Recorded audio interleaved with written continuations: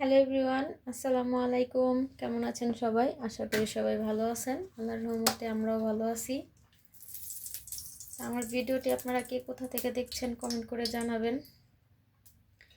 তো আজকে হচ্ছে 25 রোজা আমাদের এখানে। তো আজকে সেহরিতে কি রান্না করি, ইফতারিতে কি করি, ভাবলাম ছোট্ট একটা ব্লগ আপনাদের সাথে শেয়ার করি। আশা করি আমার ব্লগটা আপনাদের ভালো লাগবে। তো এইখানে আমি সব কাইটা কুইটা সব রেডি করে নিছি। এখানে হচ্ছে পটল আলু কাইটা নিছি, হচ্ছে চাপিলা মাছ দিয়ে রান্না করব, এটা ভাইজা রান্না করব। এখানে ঢেঁড়স ভাজি, এখানে মশলা দিয়ে মাছটাকে মাখায় রাখবো এখন। তা এখন আপাতত আগে ঢেঁড়স ভাজিটা করব। ঢেঁড়স ভাজি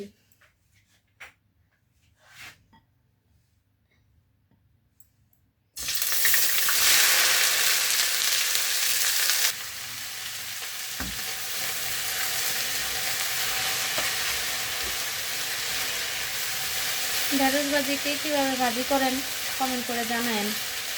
আমি তো এভাবে দিই, লবণটা একটু পরে দিব, এভাবে ভাজি করি সবসময়। আর চাপিলা মাছটাকে একটু হলুদ আর মরিচ আর সামান্য পরিমাণ লবণ দিয়ে ভালো করে মেখে নিব।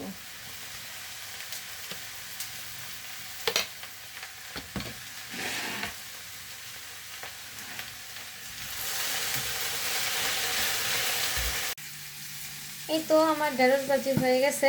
এখন মাছটা ভাইজা তরকারিটা রান্না করব।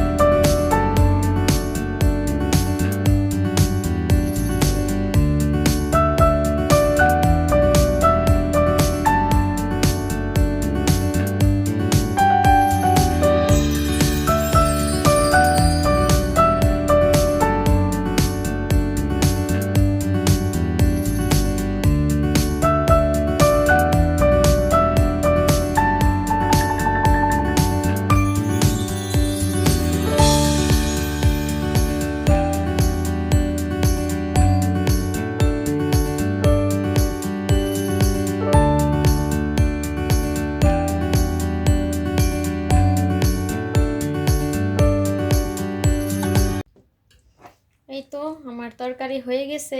এখন এটাকে সাইডে রেখে দিব। জাস্ট ধনিয়া পাতা ডালিম সাহেবে নিয়ে আসলে উপরে দিয়ে দিব। আর আজকে ইফতারের জন্য কি রান্না করব জানি না, নতুন একটা রেসিপি মাথার মধ্যে আসলো, চিন্তা করলাম যে দেখি কি অবস্থা হয়। গরুর মাংস কষায় ওটার মধ্যে পুরান কিছু ভাত আছে, ওই ভাতটা দিয়ে আর কি খিচুড়ির মতন করে ফেলাইবো, দেখবো খাইতে কেমন হয়। দেখা যাক। কড়াই গরমে দিয়ে দিছি। আমার বাংলাদেশে আমার ভাসুরও অনেক অসুস্থ। আজকে প্রায় 15-20 দিন হসপিটালে ভর্তি ছিল। তা আজকে হচ্ছে বাসায় আসছে। তো ওর বাবা ফোন দিছিল, ওর বাবার দোকানে, একটু পরে কাজের লোক আসবে, তখন বাসায় আসবো। তো যাই হোক, বললো যে এখন আগের থেকে একটু ভালো।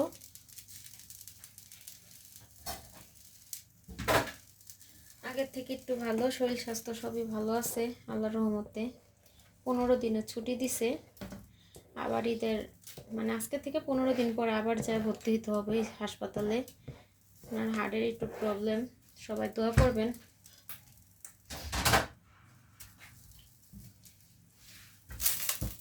বিদেশে থাকলে না এই একটা মানে তেলটা গরম হয় নাই, এই একটা খারাপ লাগে যে আত্মীয় স্বজন বা নিজের কাছের লোক কারো অসুস্থতা হইলে মানে কাছে দেখতে পারি না বা যাইতে পারি না, কিছু করতে পারি না, খুবই মানে মনের ভিতরে খারাপ লাগে। তো এবার 2024-এ যখন দেশে গেলাম, আমি 6 মাস দেশে ছিলাম। এই 6 মাসের মধ্যে 4 মাস পরে হচ্ছে আমার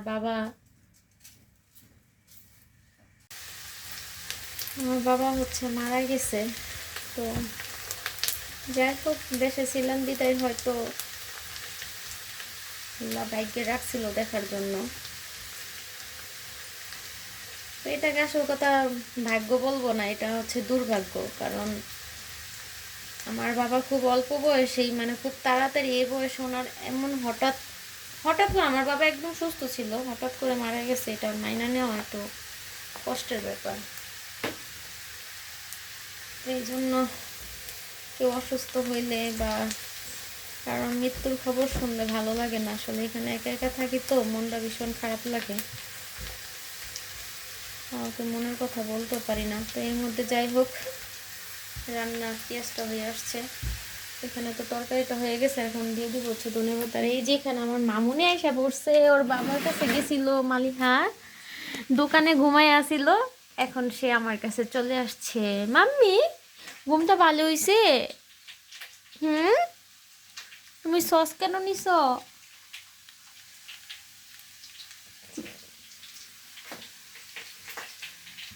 সামান্য পরিমাণ ধনিয়া একটু উপরতে দিয়ে দিই গরম থাকতে থাকতে,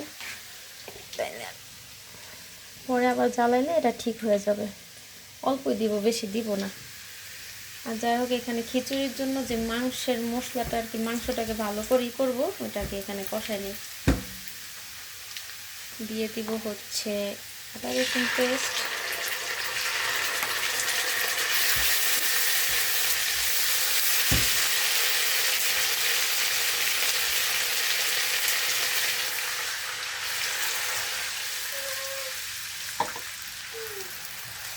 এখন সব ধরনের মশলা দিয়ে, গরুর মাংস যেভাবে রান্না করে সব ধরনের মশলা দিয়ে ভালো করে কষা নিব।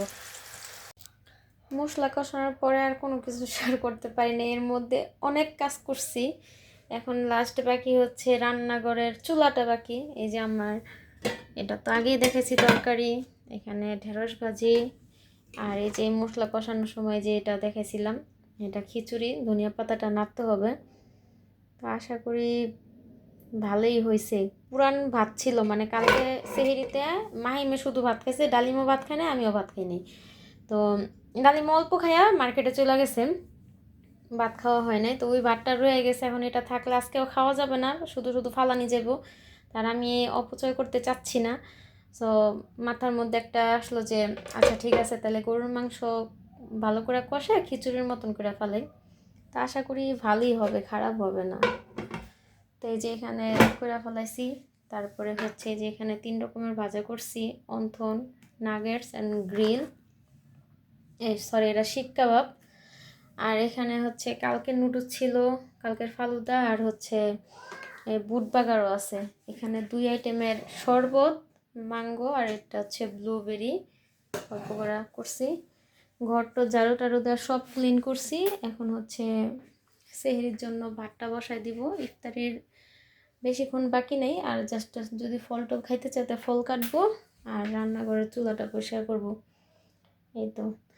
আর আমার ভিডিওগুলো আপনাদের কেমন লাগে কমেন্ট করে জানাবেন।